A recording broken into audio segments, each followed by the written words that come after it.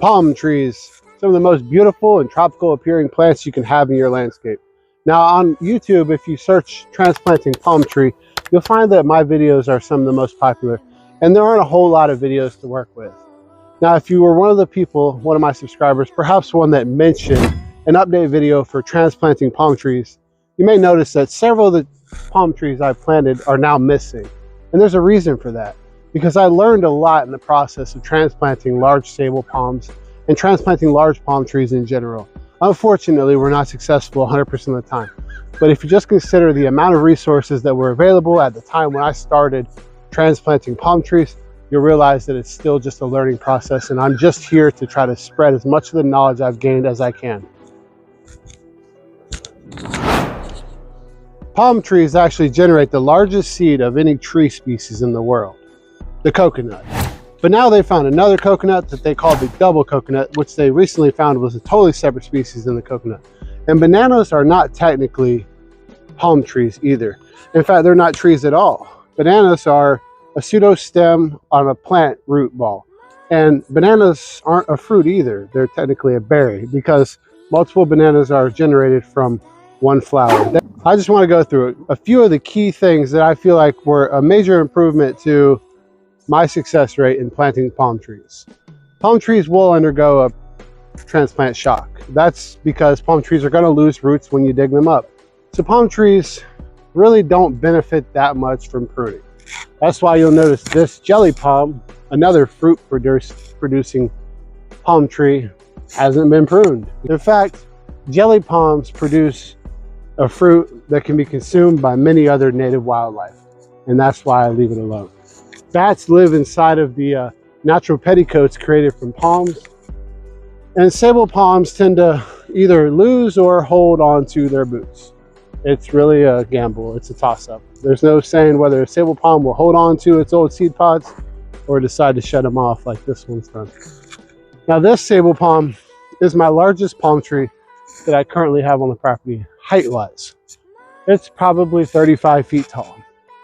And the difference in this sable palm and the sable palms that I planted across the landscape was that it had a very nice root structure, and I left the crown somewhat intact. Palm trees are true trees.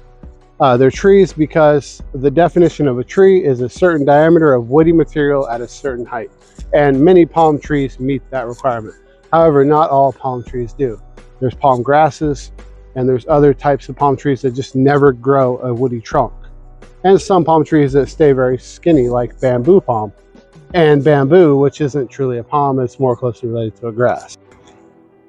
Sago palms are not palms at all. They are in fact a cycad and are closely related to gymnosperms such as this cedar or those tall trees you see behind this palm tree right here, pine trees. They have a more like a cone structure, and they're also dioecious. Sago palms require both male and female plants to produce seeds. There's literally a million things I could talk about when talking about palm trees, but I want to specifically mention make sure that you have a good root system and that you're not cutting the roots off close to the trunk of the tree, because that pretty much kills them every time I found. Let me just get a bite of my berry here. Through all the ups and downs in transplanting palm trees, like Einstein said, I didn't fail 1,000 times. I found 1,000 ways not to plant a palm tree. And I really think this is the closest thing we have to a flawless guide in transplanting palm trees. The first thing you should do is prep the tree. I recommend giving the tree plenty of water before you do any transplanting, and give it a few days to absorb as much water as it can retain. Now, when you dig the palm tree out, it's key to dig as many of the roots out as you possibly can move, and never damage the underground bud that the roots originate from. That is called the root initiation zone, and if it's damaged, in every instance, I've lost that palm tree. And it's typically damaged while trying to pry the tree over without properly digging enough of the roots. I truly believe that's the biggest differentiating factor between my transplants. When pruning this palm tree, I only recommend pruning off dead fronds when the tree is establishing or established. And before you actually move the palm tree, don't cut any of the fronds until it's in the ground. Once your palm tree is planted in the soil, I would not prune more than the 10 o'clock, 2 o'clock position. And try to meet somewhere between 3 and 9 and 10 and 2. This will help the tree regenerate new roots after transplanting. You want to try to minimize the amount of air there is around the roots, because air will dry the roots out and cause those roots to die. The best way to do this is to create something like a slurry. Simply water the heck out of these plants. Trees with a lot of foliage could be subjected to wind, and wind can cause the trees to shift and move. This can disturb the roots' growth under the soil. I do believe these are the most essential steps you need to take when transplanting a palm tree.